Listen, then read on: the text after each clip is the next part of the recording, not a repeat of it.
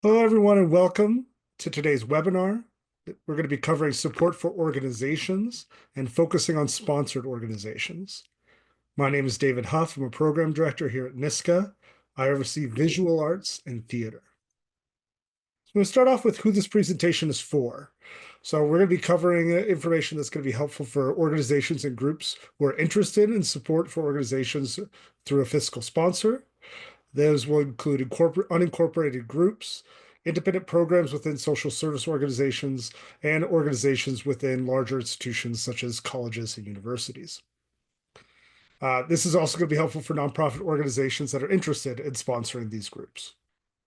Now, if you are interested in applying to support for organizations directly, so if you're a 501c3 nonprofit, if you are a unit of federal or local government, or if you're associated with a Native American nation, then you should close this webinar and pull up the support for organizations for direct applicants webinar on our website. So a brief overview of this year's funding. We are immensely grateful to Governor Hochul and our state legislature for their $162 million investment in the arts. The guidelines of the application manual are on our website under opportunities page, and all of those opportunities are open for application. Now, capital projects will be coming along later in the year and fall. So you're going to be hearing this a lot, both on webinars and on if we do office hours and if you talk to us on the phone. But the first step for applying to NYSCA is to be pre-qualified in the statewide financial system. So this pertains to organizations that are sponsoring organizations must be pre-qualified in the statewide financial system by the deadline. It's a separate system from NYSCA, and you need to start early. So this is the statewide system for anybody that's getting funding through the state. You're going to be uploading information about your board, your budget, these sorts of ideas. It could take weeks, so please do not wait. Start now. So for new applicants, so as soon as possible. For returning applicants, you still need to update your vault every year. And I will tell you this from personal experience that every year there's a handful of applicants that do all the work of going through and filling out an application, but are not able to advance to the panel because they are not pre-qualified. Do not let this happen to you. If you have any questions about pre-qualification, please contact our help desk, which is help@arts.ny.gov. All right, so key dates. The guidelines are already posted and the application is open. It will close the deadline on June 26th at 5 p.m. That is a mechanical deadline. So if you do not have your application submitted by 5 p.m. on June 26th, your application will not be considered for funding. Please, please do not wait until the last day to submit your applications. I've heard everything from a flood to internet going down to all sorts of hard stories, but there's nothing that we can do if you do not submit your application by 5 p.m. on June 26, 2025. All right, so basically any organization that can come directly into NYSCA for funding for support organizations is also able to sponsor an organization. So for fiscal sponsors must be one of three things. They must either be a nonprofit organization registered to do business in New York State, a Native American nation within New York State, or a unit of government. You must be registered with the Charities Bureau, and you must have your principal place of business being in New York State. There's a couple other requirements of this. Check the eligibility guidelines, and if you have questions, contact staff. Now, most organizations can fiscally sponsor up to one other organization. Now, service organizations, these are organizations whose primary mission is supporting other nonprofits. And in this category, we also include institutions of higher learning and units of government. They may sponsor up to 50 sponsored support for organization applications. If you do not know whether or not you qualify as a service organization, please reach out to program staff before moving forward with more than one sponsored application. Now, as a sponsoree, an organization being sponsored, you fall in one of four broad categories. Either you are a nonprofit organization that does not yet have your 501c3, you're an unincorporated arts group or organization, and this is critical. You cannot be incorporated as an LLC or an LLP.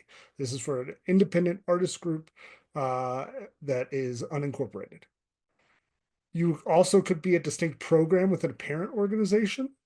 So we see this within either like a theater, within a service organization, or any sort of arts group or organization that's housed within an institution of higher learning. Again, there's some more requirements in there. Check eligibility for in the guidelines. All right, if you are affiliated with the college and university, you must apply through as a fiscal sponsor. So we do not support universities and colleges directly, but we do support organizations that are housed within them. So if it's an art museum or a theater that is within a college, you may apply with that college being your fiscal sponsor. If you are interested in this, you must be pre-approved to apply. There's a form. The reason we do this is this is for quasi-independent organizations that have a significant amount of independence from the university. So do you have an advisory group? Do you have your own budget? Do you have your own staff? Do you have your own website and web presence? It's a multi-factor test. So please get pre-approval before applying. You can get that form that needs to be sent to Megan White, our deputy director, under the ineligible activities and costs section of the guidelines.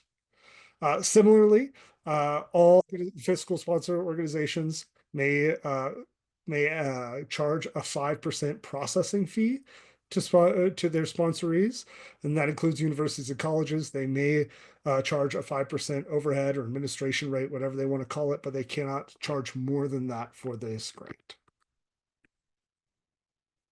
All right, so organizations that are selected for funding will get awards between $10,000 and $49,500.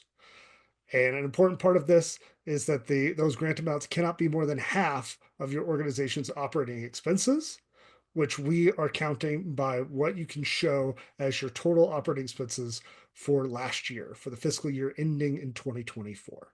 So if you show at least $20,000 of expenses in the year ending 2024, you are eligible to apply as a fiscally sponsored organization. But if you are not, you will not be eligible. And if you find yourself below that $20,000 threshold, and that is cash, it is not in kind, it does not include volunteer labor, cash expenses of $20,000, you can look into some funding opportunities for your local arts council. All right. Now, this is going to more sort of general information about support for organizations. This grant is really meant to be our most flexible funding for organizations. It is not project-based. There's no place within this organization, in this application, to say, I'm asking for funding for my festival or to purchase a new computer or whatever it's going to be. This is flexible funding, and the application is just looking at your organization as a whole. Organizations that get funding, the activity dates between January 1st and December 31st. You should plan to spend down your entire grant by the end of December 31st. And again, we covered about it, cannot be more than 50% of your organization's total operating expenses. All right, we have, this is a bit of, I apologize for the small font, but this is some information about our funding priorities. I'm going to read it. So NYSCA has a commitment to underrepresented communities. We embrace the widest spectrum of cultural expression and artistic pluralism, and we encourage funded organizations to demonstrate a holistic and comprehensive commitment to DEIA, diversity, equity, inclusion, and access. We will prioritize funding to organizations that are within and serve historically underrepresented communities, although every arts and cultural organization is eligible for funding. So what do we mean by underrepresented communities? We have a kind of a list of some different categories here, but this is not an exclusive list. It includes, Caribbean, Latino, Hispanic, Asian, Middle East, and Pacific Islander, but also people in areas with scarce cultural resources, like rural communities, disabled communities, the underserved older adults. There's, it's not a uh, it's not a limited list. So however you define that within your community, there's a space within the application to talk about it. I also want to say that even though we're prioritizing organizations that are supporting underrepresented communities, we do fund a broad range of organizations. Okay, so the bulk of the application is going to be narrative questions. These are largely open-ended questions that you can answer in an essay format. I encourage you to write out your answers in a word processing software and then cut and paste them into the application. But generally, there's a pretty broad range for a way for you to tell your story. The application narrative is broken up into three parts: creativity, public service, and management and financial. We're going to look at each of those narrative questions in turn. So starting with creativity. It starts with a broad question of asking about your organization's history, especially how that connects to your mission and vision. And then we ask you to provide several detailed examples of past work that align to your mission and vision and best represent your organization. Then you can also include any projected programs and initiatives for the coming year. Again, it's really important. This is for the sponsoree, not the sponsor organization. So this will be the organization that is getting the money and funding. You're talking about activities that you've done. And I do want to make sure, even if you're very excited about something that coming up in the future, the bulk of your response I recommend should be in past activities so that you can talk about this is what we have accomplished. This should also connect to some of your work samples. We'll get to that later in this webinar. Second section is public service. This connects back to that statement I just read about underserved or underrepresented populations. We ask you what percentage of your annual audience comes from underrepresented communities. And this is an estimate. It's over 50%, between 25 and 50%, or less than 25%. And then there's an opportunity for you to talk a little bit about who's coming and who your organization is serving. There's an opportunity to describe your service area and your intended audience and or those engaged by your programming. How you engage with local and or artistic communities to broaden and cultivate your audience and or those engaged by your programming. So this is where we're asking you to provide specific examples of partnership and or efforts to expand your reach. But I think these all questions kind of stack on top of each other, and a lot of them connect to this last point, which is telling us about how you consciously create opportunities for communities to participate, and describe how you remove barriers, physical, cultural, and economic, to participation.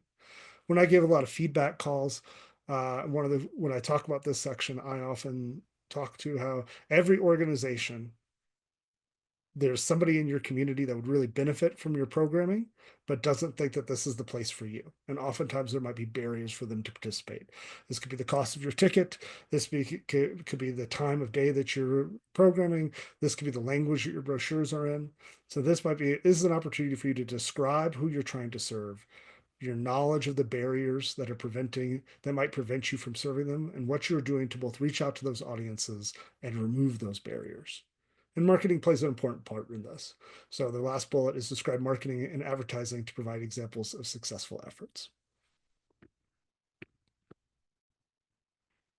The last scored section is managerial and financial. And again, this should reflect the sponsoree, not the sponsored organization. So we first ask, what best describes your organization?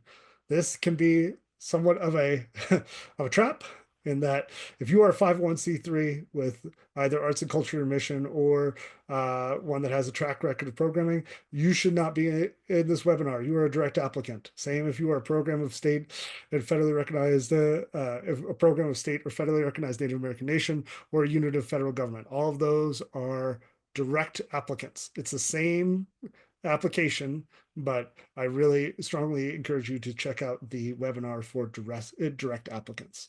The two sections for sponsored organizations is semi-autonomous arts organization housed in a larger institution, like an art museum within a university, or an unincorporated arts group applying through a fiscal sponsor. And that would include folks that are nonprofits but have yet to get their 501c3. In the narrative part, we ask you three broad questions. First, about your staff.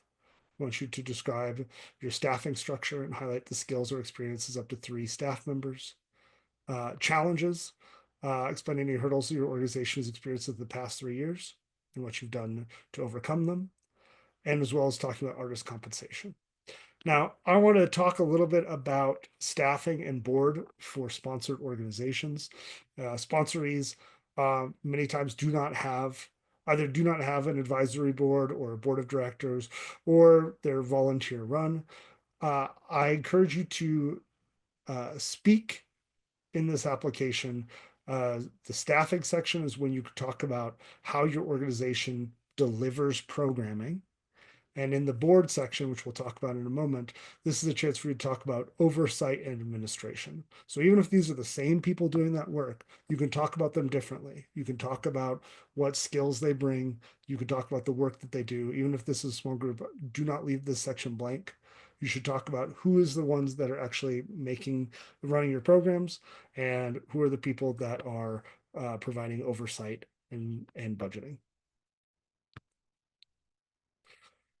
There's also a section about your organization's IRS form. Folks that are coming in as sponsored won't have 990s.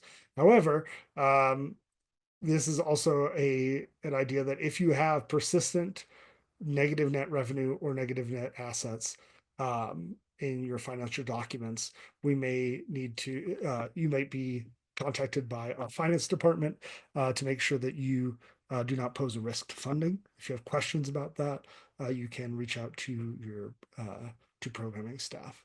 There's also that line of what was your total operating expenses for fiscal year ending in 2024.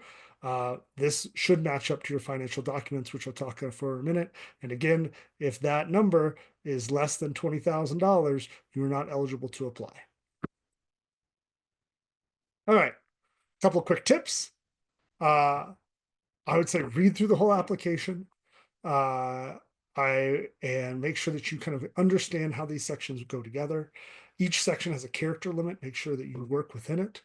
And I think this is a great point, because running panels, we have at least as much conversations about clarity, about trying to understand what an organization does, as we do about relative strength. So sometimes we just can't see what's going on here. So try to have clear, direct sentences and answer the questions as clearly and directly as you can.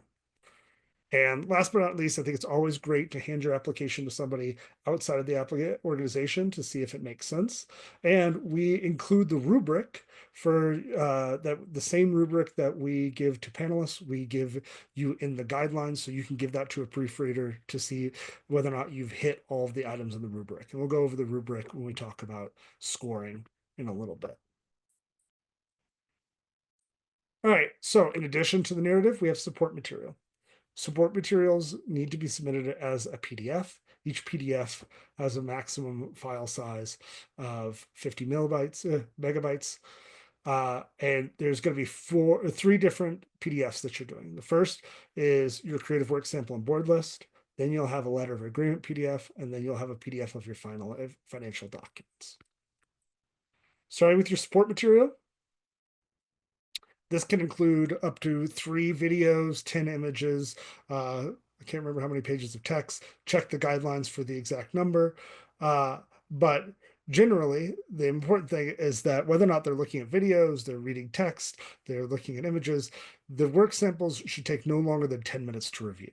Panelists have a lot of applications to get through, and they cannot watch 30 minutes of a play for each application. So if you're doing long videos, make sure you tell panelists, oh, I want you to see from minute 5 to minute 10, or whatever it's going to be, trying to stay within that 10-minute section. Organizations with facilities, especially presenting organizations, we encourage you to show both the exterior and interior of the space to see what kind of venue you're running.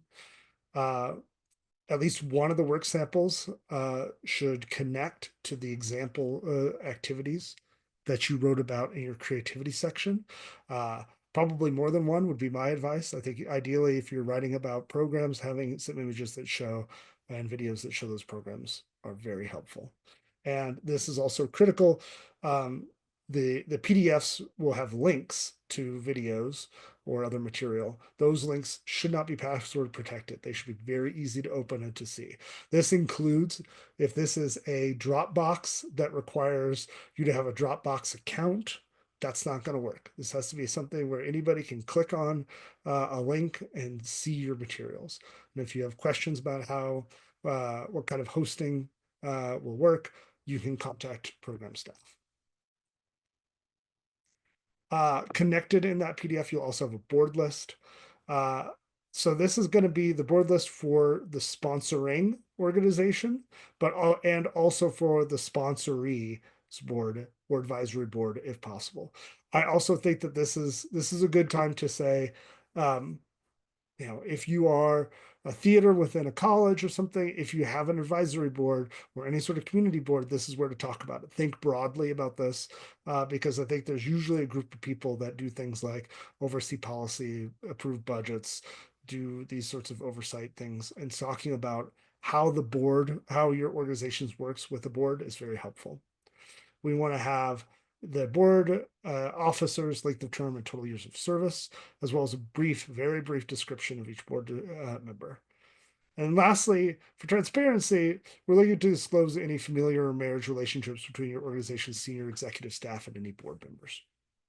And that's not necessarily, we get a lot of applications. It's not necessarily going to negatively impact your application. But if you do find yourself in one of these organizations that does have a lot of relationships between staff and board, writing in your application in your narrative about what kind of conflict of interest policies you have to ensure that there's not conflicts of interest is going to be helpful. All right, the second PDF is going to be your letter of agreement. This is a pre-written letter that's available that NYSCA provides that goes over what the responsibilities of each side is. That the link to download that is in the guidelines. That needs to be signed by both the sponsor and the sponsoree and uploaded into the application. And then last is your financial documents. So this is going to be statement of activities, which has both revenue and expenses for the fiscal year ending in 2024 and an approved budget, including revenue and expenses, for the fiscal year ending 2025.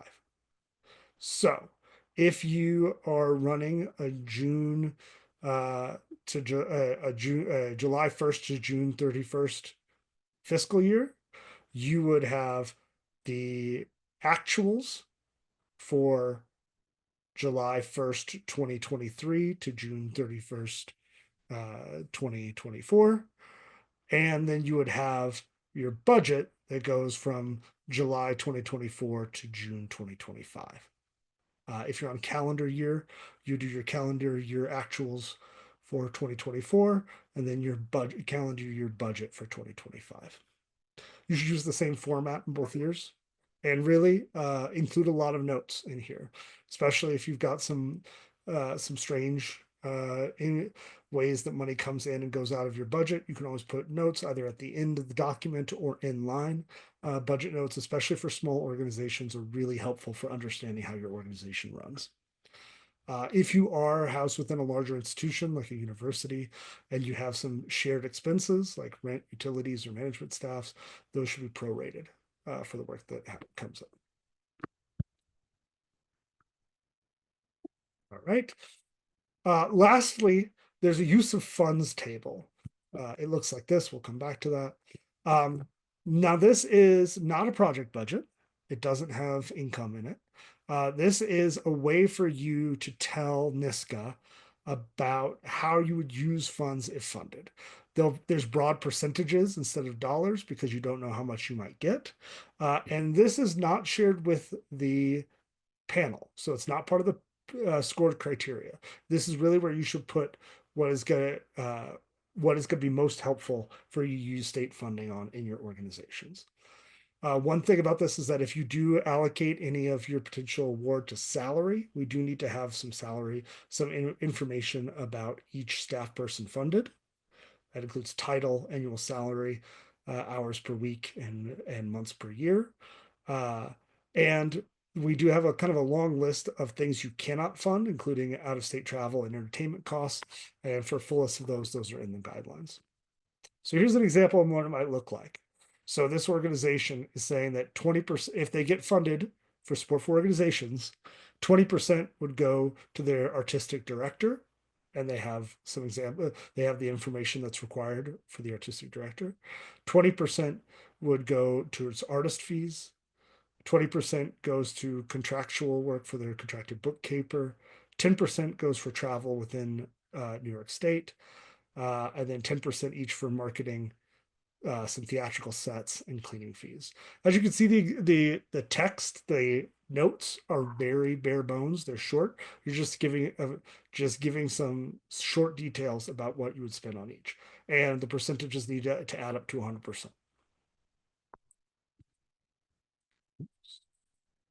Let's see. How's my application evaluated? It is evaluated from a rubric. So this rubric, creativity, public service, and managerial and financial, is listed within the guidelines. And it is exactly what is given to each panelist for when they read and review.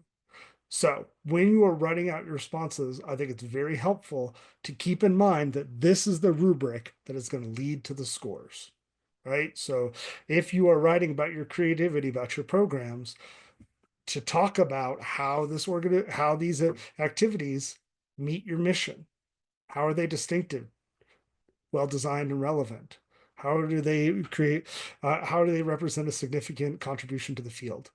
Those are the sorts of things that we're going to be talking about when we come together as a panel. But this is also great for you to give to a proofreader something to see whether or not you're kind of hitting these benchmarks. Um, this is the other document we give to panelists. Based off of that previous rubric, they're going to assign a score to each one of those three categories between 0 and 5.